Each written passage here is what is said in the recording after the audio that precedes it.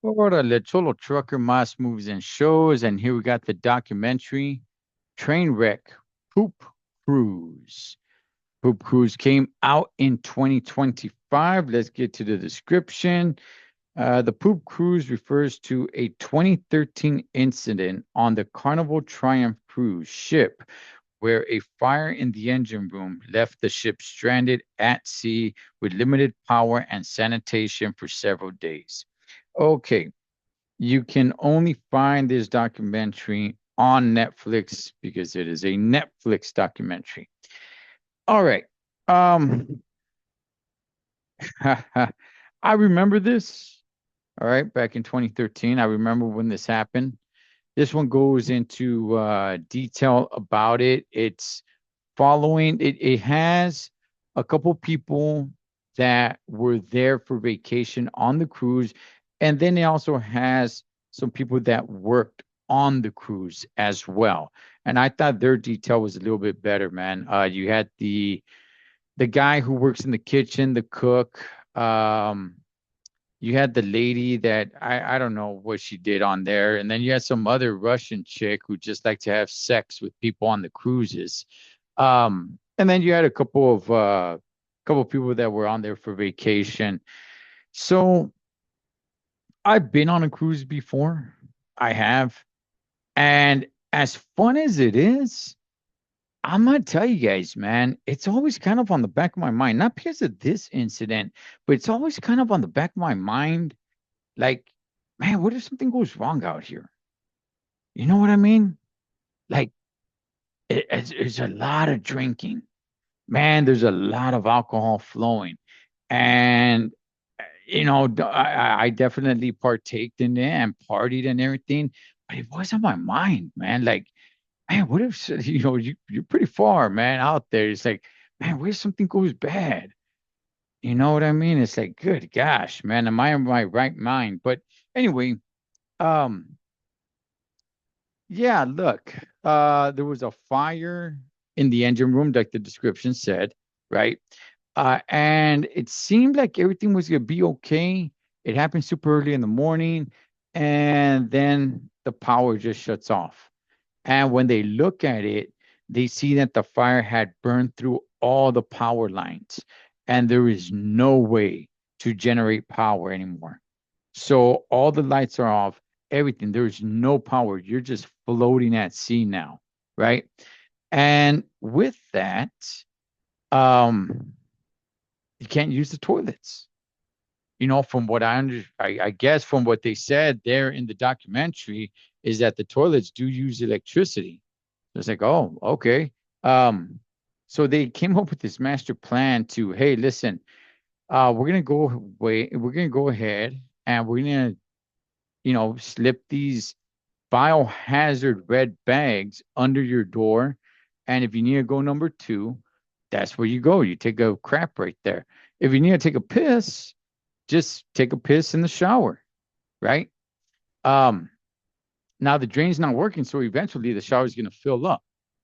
And the plan was, look, we're gonna have some tugboats come and they're gonna rescue us and they're gonna take us back, right? Originally, they're gonna take you back, they're gonna take the ship back to Mexico, but by the time that the tugboats were getting out there, they had drifted a little too far from Mexico, so they were just gonna go ahead and take them to shoot, I forgot, I think New Orleans or somewhere in Louisiana, I believe.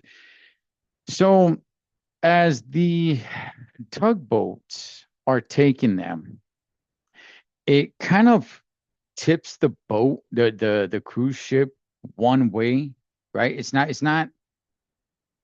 flipping the ship over, but it is tipping it to one side. And with that, all the urine, all the crap, everything, it just kind of flows to one side of the ship, man. And now you got like huge puddles of all this, urine and excrement, and it's just, nasty, right? That's why they called it poop, uh, poop cruise. When in reality, I don't know, man. They didn't really focus that much on that. there was a lot more things. I really they should have named it something else, but there was a lot more on this documentary that I was much more interested in. Like, for example, um, the fact that they went ahead and opened the bar, free drinks after the power was out, after they knew they were screwed out in the middle of the sea. They're like, you know what? Um, there's no AC. It's hot. So a lot of people are taking their mattresses to the top deck so they could just kind of like sleep outside. The tribalism that happened, right? When people were talking about like, hey, you know what? People got very territorial. Like, hey, you know what? This is our side over here.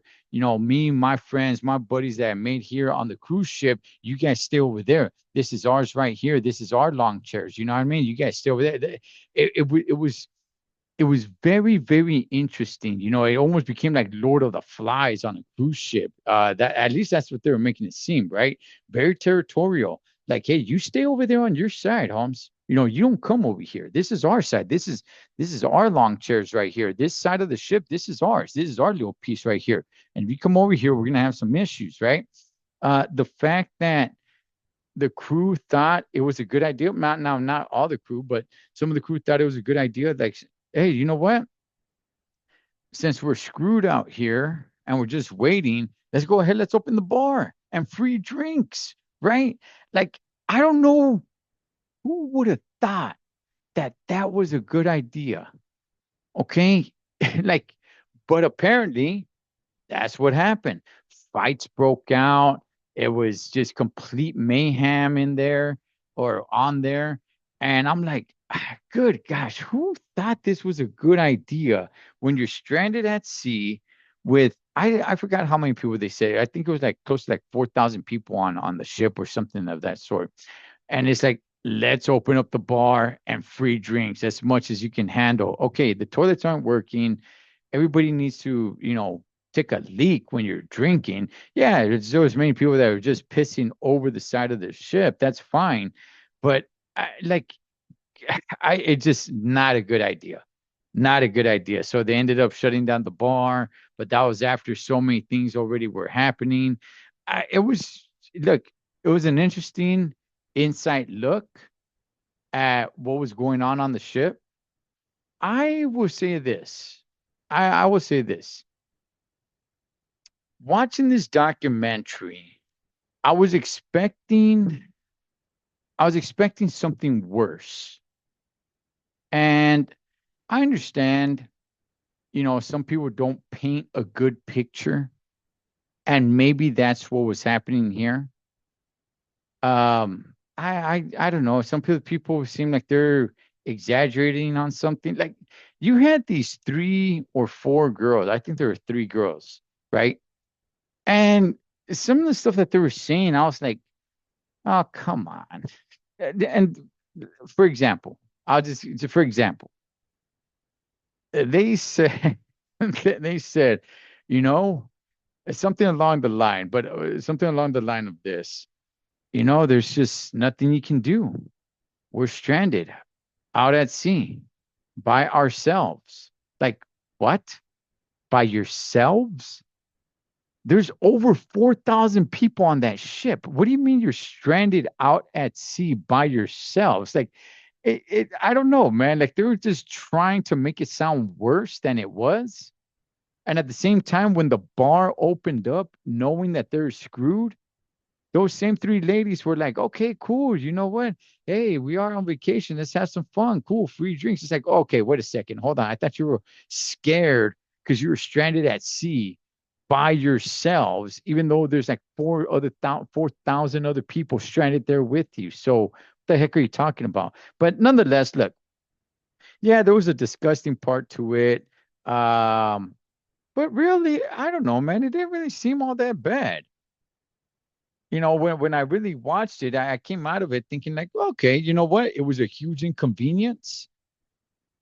Definitely wouldn't want to go through that, but it didn't seem like it was, extremely traumatizing. Now, they never really got into like the super duper details of what happened. They just said, oh, a couple of fights broke out and things of that sort. But outside of that, they didn't really get into that much detail in it. A father and daughter that were on there, they went back out on a cruise once they got back. I mean, not right away, but they're back out on cruise. Now, that same cruise ship is out at sea right now. They spent over $100 million to repair the ship, and that sucker's back out at sea. I'm wondering, knowing they went ahead and they changed the name. I forgot the name of it, but it does mention it at the end of the documentary. It's not called the Triumph anymore. I forgot what it's called, but knowing that that's the ship that happened, would you go on a cruise on that ship, knowing what happened? All the piss, all the crap, everything. Now they said they spent over $100 million, to repair that ship and clean it and put it back out and see, would you go on that ship knowing that that's the ship that happened to? But yeah, that ship is back out at sea, man. Um, a couple of legal things here that I found very interesting.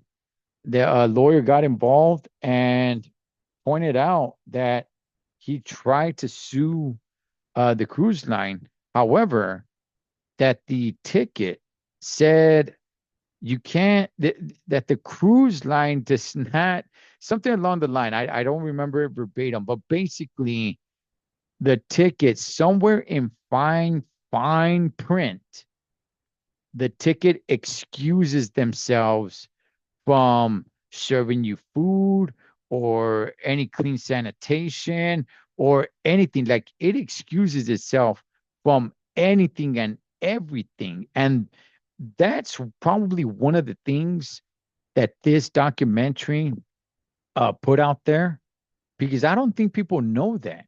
Heck, when I went on the cruise, I went on a cruise, what, like 2 years ago? I didn't know that. I wasn't reading the super duper fine print, right? But apparently, yeah, it says something along the line like, hey, we're not responsible to have food there for you or drinks or your safety or sanitation or anything of that sort.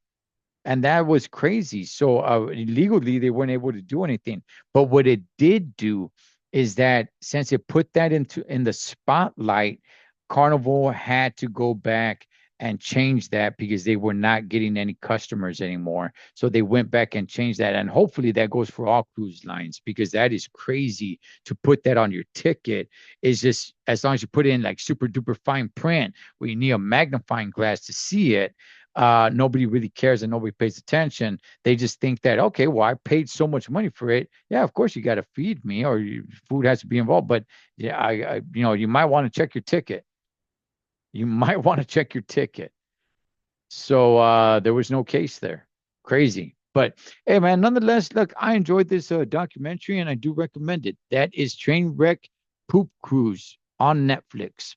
Cholo Trucker Mas Moves and Shows. Catch you guys on next one.